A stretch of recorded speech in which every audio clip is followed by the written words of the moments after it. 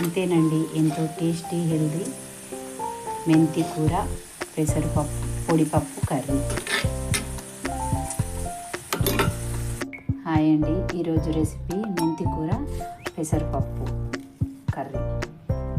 పెసరపప్పును శుభ్రంగా కడిగి ఒక గ్లాస్ పప్పుకి 2 గ్లాసుల వాటర్ పోసి అందులోనే తగినంత పసుపు, ఒక 2 పచ్చిమిర్చి వేసి కుక్కర్లో పెట్టి ఒక విజిల్ వచ్చేంత వరకు ఉడికించాలి.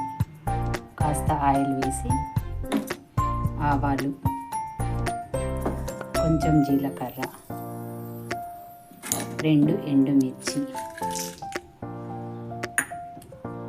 కాస్త అల్లం వెల్లుల్లి పేస్ట్,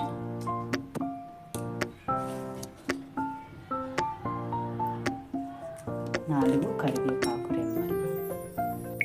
తాలింపు దినుసులు ఫ్రై అయ్యాక మెంతి ఆకును కడిగి వడగిన్నెలో వడగట్టి ఇది కూడా కొంచెం ఫ్రై చేసుకోవాలి. ఇది మట్టి పాత్ర, అందుకని ఇది మీడియం ఫ్లేమ్లోనే ఉంచి కర్రీ చేసుకోవాలి. ఇందులో ఉంచి మెల్లిగా ఫ్రై చేసుకోవాలి, రాకుండా మాడకుండా ఫ్రై చేసుకోవాలి.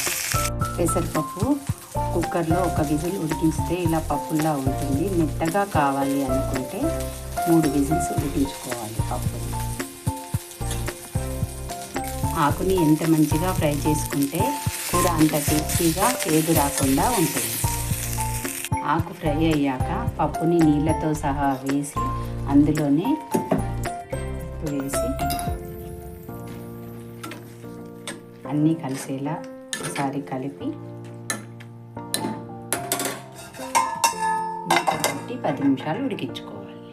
మెంతి కూర పొడిపప్పు కర్రీ.